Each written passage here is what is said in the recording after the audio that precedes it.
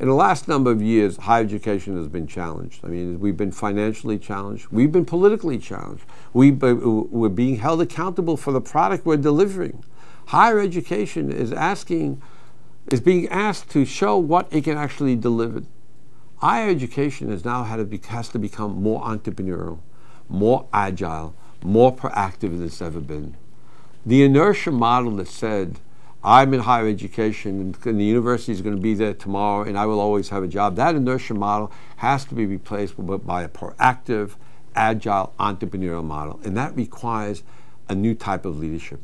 It requires a leadership that's capable of mobilizing people, of winning people over, of adapting to the environment. Let me give you an example. You want a new grant? How do you mobilize the new team that you need to get that grant? You want to start a new program? How do you mobilize a team to create that new program? Structurally, we live in organizations that put too much emphasis on differences between academics and administrators, differences between one department and another department. For too long, we've been concerned about our own individual turf, whether it's to save lines for my department at the expense of your department, whether it's to cut in administration and not to cut into faculty. We have to have sort of a sense of a collective spirit as we move into the future.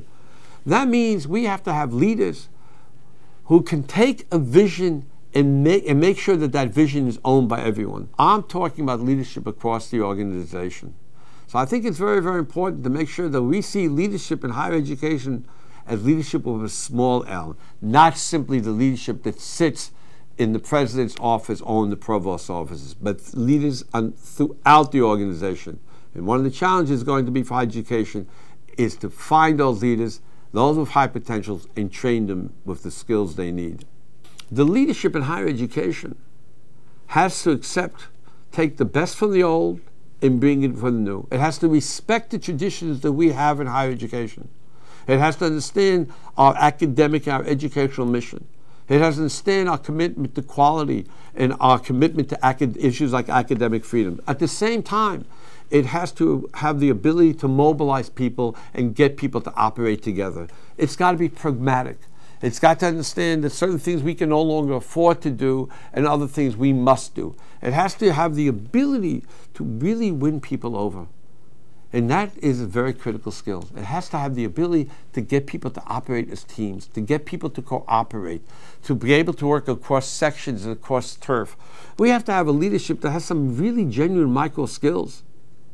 What do I mean by that? We have to have a leadership that can negotiate with a department head, that can negotiate across the administration, that understands for this project I need this group, for that project I need that group.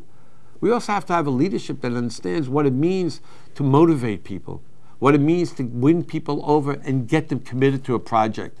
And finally, we have to have a leadership that can go the distance, that can actually manage teams in such a way that we can implement change and put change in place. To put it simply, we have to have a leadership that has the micro skills of political competence and managerial competence.